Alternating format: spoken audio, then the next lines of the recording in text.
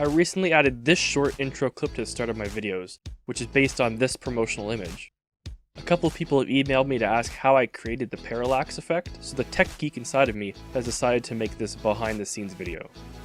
Before we start, this video isn't intended to be a definitive tutorial of the process, and there are many different ways to achieve this effect using other software and methods that aren't in this video. But if you want to know how I made it, this is how. The first step was to split the image into different layers that will move. The key to this effect is making sure that the layers are different depths in the image, so that you can move them at different speeds.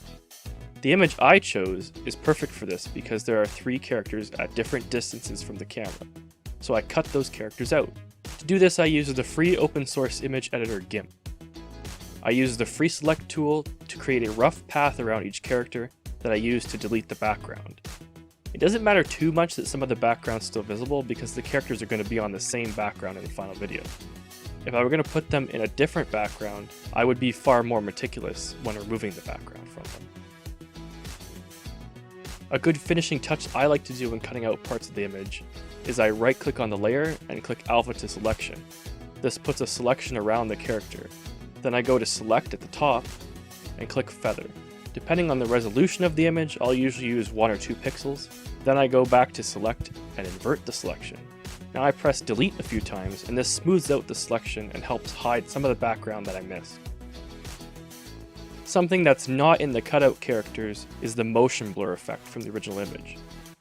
I recreated this by duplicating the layer and applying a motion blur filter to the bottom layer. When I made the blur, I made sure it was roughly at the same angle I was going to have the player falling. This filter was applied to the entire character, so I had to reposition and manually erase areas of the blur that I don't want, basically just leaving the top edge of the characters. I repeated this for each character and saved them to their own PNG file. Rather than cropping the image to fit the character, I left all of the transparent space around the character.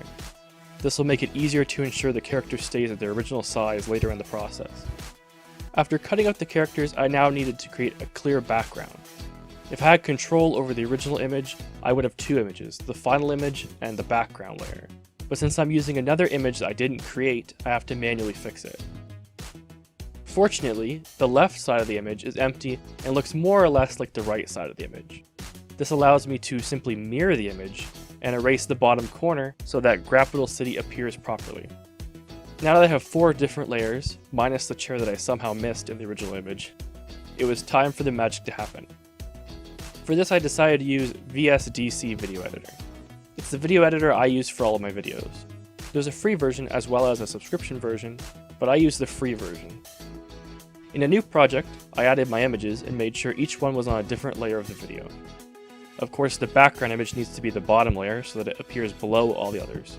This is where keeping the transparent space on each character layer makes things more convenient. By default, the images are all resized to fit the video dimensions, which means they appear the same size as they do in the original image. If I hadn't left the space, the image would appear a lot bigger than I wanted it to, and I have to resize it and reposition it manually to my liking. With the images imported, I need to decide how long the effect should be.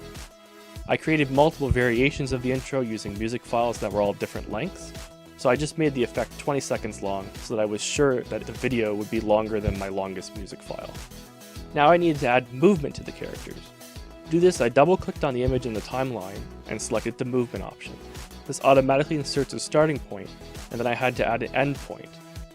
Now I'm able to drag the start and end points to create a falling movement I was happy with. Something that helps this effect is that the movement isn't too severe. Also, when I did the movement of the other 2 characters, I made sure they were falling in a slightly different direction and at slightly different speeds based on their distance from the camera. Something still didn't look quite right, so I decided to add some upwards movement to the background. First, I had to add a zoom effect to the background image so it's larger than the video viewport, but after that I could add the same movement as I did for the characters. After all that work, my video intro was done.